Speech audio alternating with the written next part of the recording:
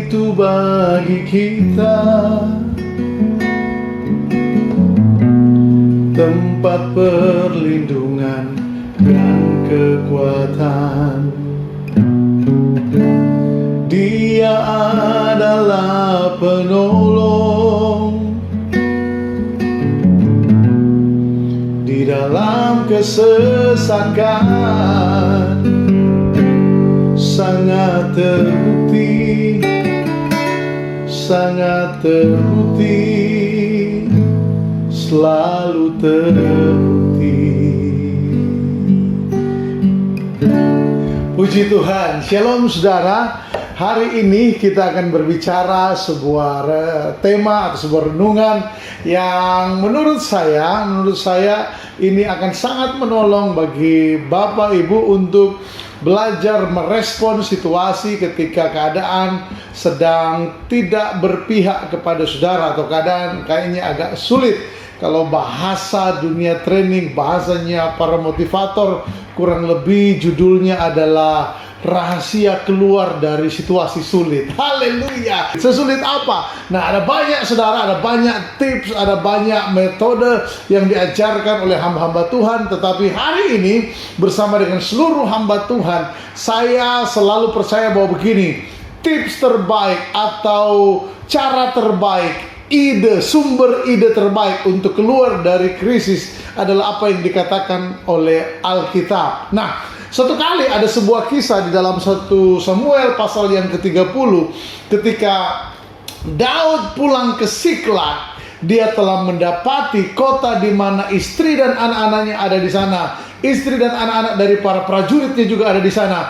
Mereka dapati dalam keadaan terbakar dan kota itu kosong. Nah, kalau saudara baca mulai dari ayat 1 dan seterusnya, saudara akan mendapati tulisan bahwa begini, rakyat begitu kecewa, begitu sedih, begitu marah kepada Daud.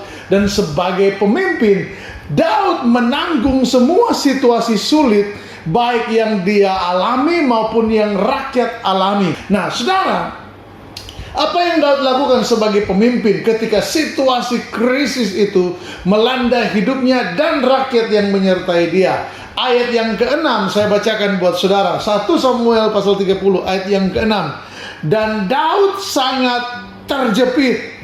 Mengapa? Selanjutnya, karena rakyat hendak melempari dia dengan batu. Jadi rakyat sudah mengatakan satu dengan yang lain, mereka sudah bersepakat Daud ini penyebab semuanya. Daud yang bikin kita dalam situasi sulit. Ini pemimpin yang bikin kita hancur. Mari kita lempari dia dengan batu. Kita eksekusi dia. Tetapi perhatikan bahwa begini, seluruh rakyat itu telah pedih hati masing-masing karena anaknya laki-laki dan perempuan. Tetapi Daud, saya suka banget kalimat Alkitab ini.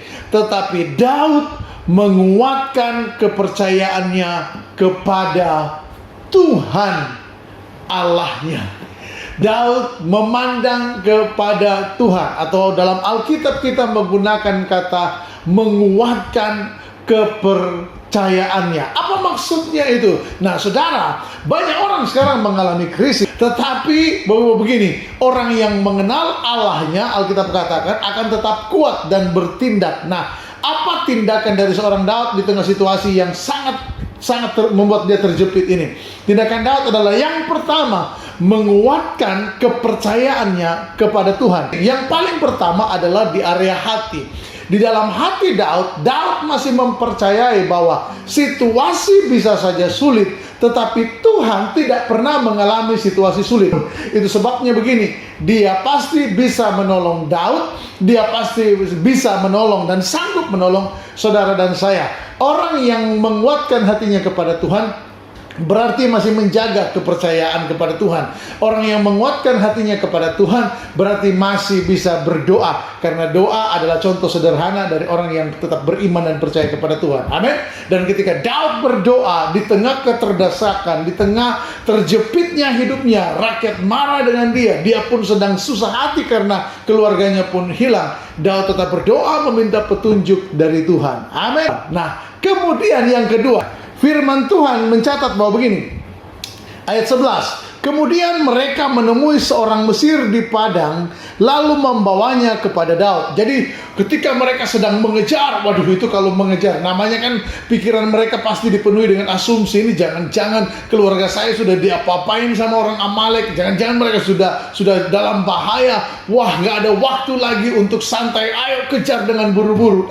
Dalam perjalanan mengejar orang Amalek, tiba-tiba di tengah jalan mereka ketemu dengan satu orang. Dan hebatnya bahwa begini, orang yang mereka temui itu dalam keadaan sakit dan dalam keadaan kepayahan, tetapi mereka membawa orang itu kepada Daud. Dan Daud seolah-olah tidak terdesak oleh situasi krisis. Daud seolah-olah tidak ditaklukkan hatinya oleh keadaan yang buruk. Daud tetap menampilkan kualitas seorang anak Tuhan. Nah, nanti sebentar Anda akan belajar apa itu. Firman Tuhan selanjutnya bilang begini, mereka memberi dia roti, lalu makanlah ia. Nah, rupanya orang ini, budak dari Mesir ini, bukan cuma sakit tapi juga kelaparan. Kemudian mereka memberi dia minum air. Dan gak cuman itu, dia juga bahkan bukan cuma dapat makan, tetapi juga dapat snack. Dan memberikan kepadanya sepotong kue ara dan dua buah kue kismis. Dan setelah dimakannya, ia segar kembali, sebab ia tidak makan dan minum selama 3 hari 3 malam. Nah, apa pesan dari ayat ini?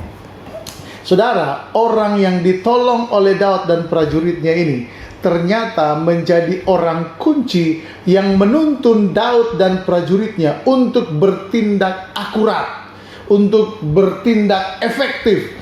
Karena dari orang ini mereka tahu di mana posisi bangsa Amalek yang menawan keluarga mereka. Nah, apa pelajarannya Pak Pendeta? Iya Pak Pendeta, haleluya. Apa pelajaran yang kedua? Rahasia keluar dari krisis yang diajarkan oleh Alkitab adalah begini. Ada saatnya Tuhan membawa engkau pada situasi, daripada meratapi nasib diri sendiri yang sedang dalam krisis, tiba-tiba Tuhan pertemukan kita dengan sebuah momentum menolong orang lain. Ini tidak mudah, karena ketika seseorang dalam situasi krisis, kecenderungannya adalah memikirkan diri sendiri. Buat saya aja sulit Pak, buat saya aja susah, ya kan? Masa saya mesti mikirin orang lain? Tetapi bagaimana kalau kita mengalami seperti yang Daud dan prajuritnya alami? Ketika mereka sedang terjepit, rasanya harus cepat-cepat bertindak, cepat-cepat mengejar. Tapi tiba-tiba diinterupsi oleh rencana Tuhan. Mereka harus melayani, mereka harus berbuat baik. Rupanya bahwa begini, ada kalanya Alkitab dan oleh tuntunan Roh Kudus mengajar kita cara keluar dari krisis, menolong orang yang sedang dalam krisis. Saya berdoa di situasi seperti ini, keadaan semakin baik, amin. Tetapi kita tetap menguatkan kepercayaan kepada Tuhan, dan jangan lupa tetap berbuat baik kepada orang yang sedang juga mengalami situasi sulit.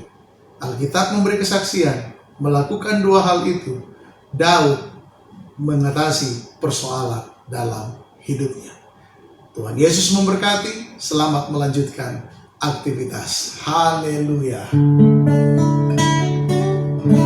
Dia adalah penolong